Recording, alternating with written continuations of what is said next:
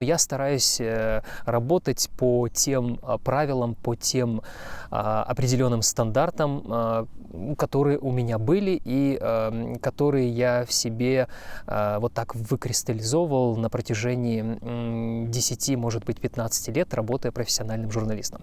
Я бы не говорил, что я блогер, скорее я журналист, потому что в первую очередь я работал с изданиями, которые являются достаточно крупными, известными, и я заканчивал определенный вуз, Таврический национальный университет, и защищал дипломную работу по журналистике.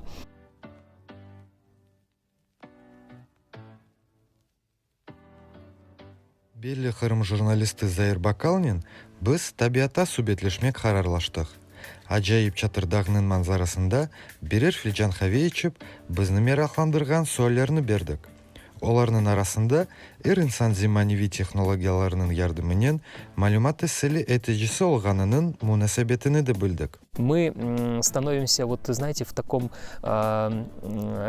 реальности открытого мира, когда ты можешь благодаря телефону, благодаря выходу в интернет открыть свой канал, открыть свою страничку, и неважно, где ты находишься, хоть в Джанкое, хоть во Львове, хоть в Нью-Йорке, хоть в Праге, хоть в Париже, да хоть во Владивостоке, но ты можешь предоставить актуальную информацию для своего зрителя, подписчика, да даже для своего друга, знакомого, если он подписан на твою страничку, и он может узнать, находясь за 1000 километров, о том, что происходит у тебя в городе, в районе, в селе, в поселке, в стране. Это очень замечательно, это уникальное явление, и я думаю, что если бы каждый человек подходил, ну, хотя бы более-менее грамотно или профессионально к освещению различных проблем, мы бы знали больше бы правды, и люди не находились бы в неведении. Ихтисаси журналист олып Заир бүгін мод олған блогерлық чешет ачықтан-ачық пропаганданы япқан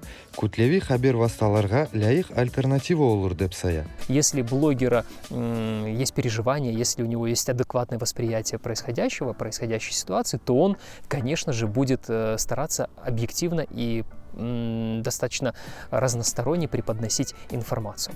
И чем больше будет блогеров, тем лучше. Чем больше люди будут поднимать актуальные темы, тем больше окружающие будут понимать, что происходит на самом деле.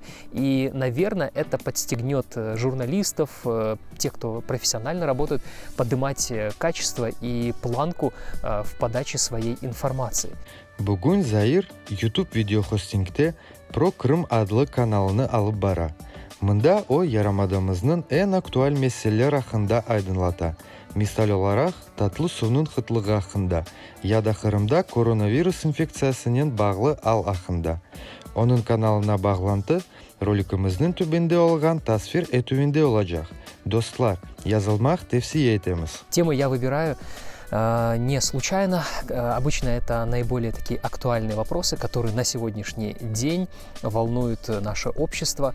Все, что касается социальных моментов, мне это важно. И я как журналист, который работал в издании, который достаточно плотно и подробно освещала темы социальных моментов, темы несправедливости, когда человек оказывается один на один с какой-то машиной, с какой-то системой. И вот наша задача была помочь путем сюжетов, путем материалов, путем каких-то статей, выездов на место. Ну, а сейчас я фактически один работаю, вот я пытаюсь, памятуя о том, чем я занимался и чем занималась редакция, в которой я работал, пытаясь вот таким же образом сейчас помогать и освещать те или иные проблемы, с которыми обращаются люди или, например, читатели или подписчики на различных платформах в социальных сетях. Yakın geçmişte Zair tek içtimai iqtisadi mevzularda fokuslanmadı. Yarımadada olgan siyasi vakiyalar, Хусусан саяси мабуслер üstünde mahkemelerini aydınlataydı. Политикой я интересуюсь, но я практически не освещаю все, что касается политических процессов в Крыму, потому что у меня были неприятные моменты, связанные с обыском дома, связанные с моим задержанием возле Верховного суда во время освещения политического процесса по делу 26 февраля. Когда я выезжал из Крыма на материковую Украину, меня периодически останавливали И когда пробивали мою фамилию в компьютере, то говорили: вот так, у нас есть к вам вопросы, давайте пообщаемся. Ну, как я понимал, вот моя журналистская деятельность в прошлом и на тот момент она вызывала вопросы у определенных силовых органов, скажем так. Здесь есть определенные риски, и, как вы видите, например, те же ребята из Крымской солидарности, уже не один из них пострадал, освещает эти процессы, связанные с делами политзаключенных. Заирнен субет мерахлы ве жанлы olup keçti. En sonunda biz soңғы вакыт içinde Кырымда жемиятнын чешит проблемлерин айдынлаткан инсанларга yüksекleşкен рисклерге бакмадан не үчүн о журналистиканен ограшмак девам эти сөйлөнүп берди. Для меня это возможность самореализации, поскольку я уже более 15 лет занимаюсь журналистикой, и возможность рассказывать, продолжать свою деятельность вот в формате определенного блогерства, для меня это важно.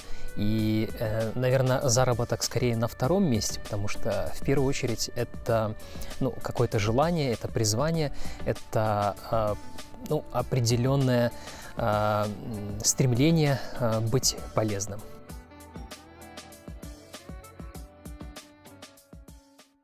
Чем больше крымских татар, если уж так подчеркивать, будет освещать, даже темы, которые связаны с тем, что происходит у них в районе, в микрорайоне компактного проживания, не только в Симферополе, пусть это будет Бахчисарай, пусть это будет Судак, пусть это будет Ускут, Айсирес, Бию-Конлар. Мне было бы интересно, как крымскому татарину, знать, видеть и читать, слышать, что происходит в том или ином месте, где проживает мой соотечественник. И чем больше будет таких людей, тем мы будем понимать вообще, чем живет наш джемат Базымкылер, находясь в Крыму вот в 2020 году.